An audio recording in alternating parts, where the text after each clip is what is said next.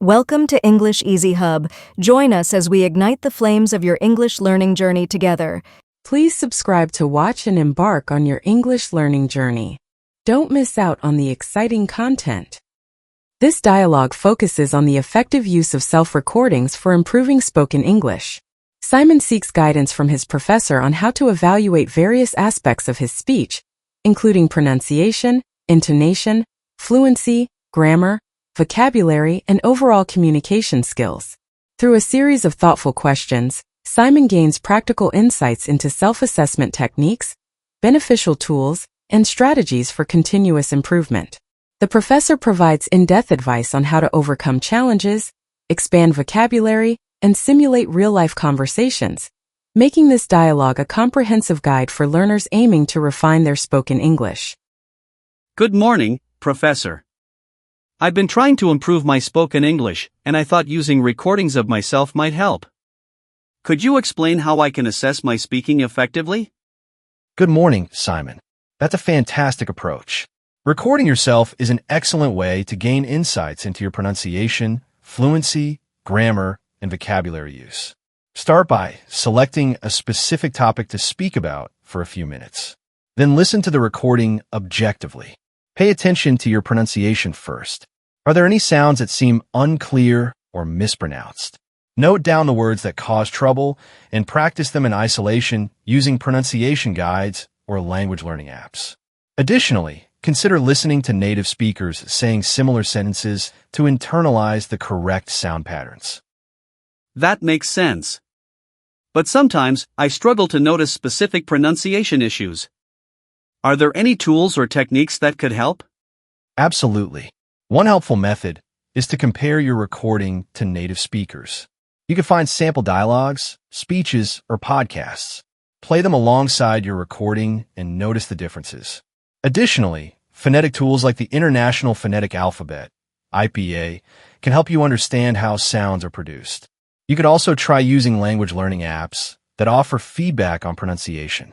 For a more immersive approach, try using AI pronunciation analysis tools, which can give you specific feedback on which sounds you need to work on. I see. What about my intonation and stress? I've read that they are crucial in making speech sound natural. You're right. Intonation and stress convey meaning and emotion. Listen to your recording and identify any monotone speech or incorrect stress patterns. Native speakers often use rising intonation for questions and falling intonation for statements. Shadowing exercises, where you mimic a speaker's tone and rhythm, are a powerful way to internalize these patterns.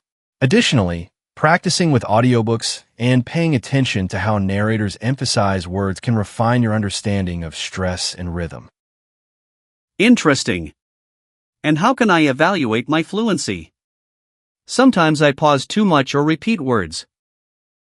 Fluency is about maintaining a natural flow without unnecessary pauses or hesitations. While reviewing your recording, count the filler words like or like. Also, notice if you repeat phrases. Practice speaking on familiar topics to build confidence and reduce those fillers. You can also try timed speaking exercises to push yourself to speak more fluidly. Another helpful exercise is to practice impromptu speaking using prompts from apps or websites that offer random topics.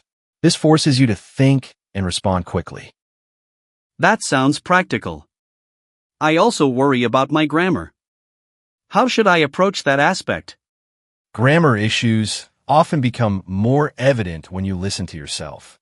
As you analyze your recording, note any subject-verb agreement errors, tense mistakes, or awkward phrasing. Write down these errors and try reconstructing the sentences correctly. Over time, you'll notice recurring patterns and be able to correct them proactively. Additionally, reading grammar-focused content like online blogs, academic articles, or grammar practice apps can reinforce correct usage. Consider using grammar checking tools to analyze transcripts of your recordings for further insights. And what about vocabulary? I often repeat the same words instead of using varied expressions. Vocabulary expansion is indeed essential. After each recording session, make a list of words or phrases you overused. Then, Find synonyms or alternative expressions. Reading and listening to diverse content will expose you to new vocabulary. Challenge yourself to use these new words in your next recording. You could also create personalized vocabulary lists based on the topics you discuss most often. Using flashcard apps with spaced repetition algorithms can ensure long-term retention of new words. That's really helpful.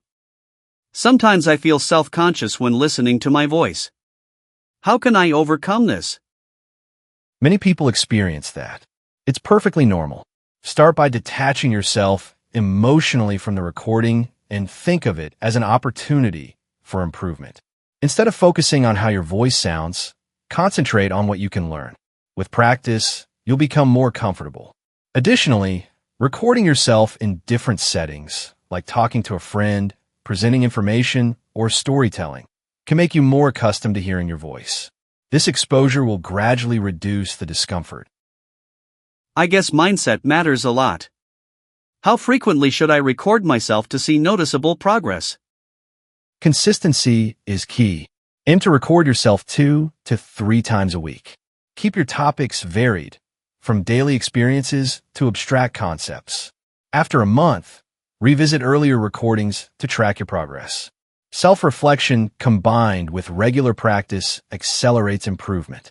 Maintaining a reflective journal where you log feedback from each session can also enhance your learning. Thank you, Professor. Do you recommend sharing recordings with others for feedback? Absolutely. Sharing your recordings with language partners, teachers, or online language communities can provide valuable external feedback. Others might catch issues you overlooked and offer constructive suggestions. Some language exchange platforms even provide real-time feedback, which can be incredibly beneficial. That makes sense. Should I transcribe my recordings too? Transcription is an excellent idea. It helps you analyze sentence structure, identify grammar mistakes, and observe your word choice. You could even compare your transcription with how you intended to express yourself. This gap analysis will offer deeper insights into your areas for improvement.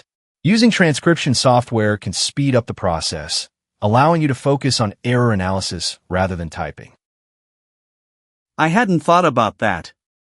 Is there a specific way to organize these transcriptions to get the most out of them? Good question. You can create a simple chart with columns for the original sentence, the corrected version, and notes on why the correction was necessary. This format allows you to visualize your progress and recognize common mistakes. Over time, you'll notice patterns that indicate where you need more targeted practice. That's a helpful strategy. I also tend to use repetitive sentence structures. How can I make my speech more dynamic? Variety is key. Try using different sentence patterns like compound and complex sentences. Reading aloud from books or articles can expose you to diverse structures. Additionally, practicing storytelling and summarizing what you read or watch can naturally enhance your sentence variety. For extra practice, analyze speeches by accomplished speakers, paying attention to how they construct sentences to maintain interest. I like that. What if I want to simulate real-life conversations? How can I make that part of my recording practice? Role-playing exercises work wonderfully for that. Choose scenarios such as ordering food at a restaurant, making an appointment, or discussing a project with a colleague. You could record both sides of the dialogue, practicing tone and phrasing. It's a fun and practical way to prepare for real conversations. Partnering with a language buddy for role plays and exchanging feedback afterward can also be extremely beneficial. That sounds engaging. I sometimes struggle with maintaining the right pace when I speak. Any advice on that? Certainly, speaking too fast or too slowly can affect clarity. Practice reading aloud while consciously adjusting your speed. Try using metronome apps to develop a steady pace. Additionally, pausing naturally at punctuation marks can make your speech more deliberate and expressive. Practicing mindfulness exercises, like deep breathing, can also help you maintain control over your speech tempo. Thank you so much, Professor. I feel much more confident about using recordings for self-assessment now. You're very welcome, Simon. Keep practicing, stay patient with yourself, and remember that each recording is a step toward mastery. Good luck. In summary, using self-recordings for English speaking practice is an invaluable method for identifying areas of improvement. By analyzing pronunciation, intonation, fluency, grammar, and vocabulary, learners can gain a deeper understanding of their strengths and weaknesses. The professor's recommendations, including shadowing exercises, transcription analysis, vocabulary expansion, and simulated conversations, provide a well-rounded approach to language learning. With consistent practice, constructive feedback, and a reflective mindset, learners can build confidence and achieve noticeable progress in their spoken English. This dialogue serves as a motivating and practical resource for anyone striving to become a more effective English communicator. Thanks for watching. Remember to subscribe, like, comment, and share to keep the English learning journey alive.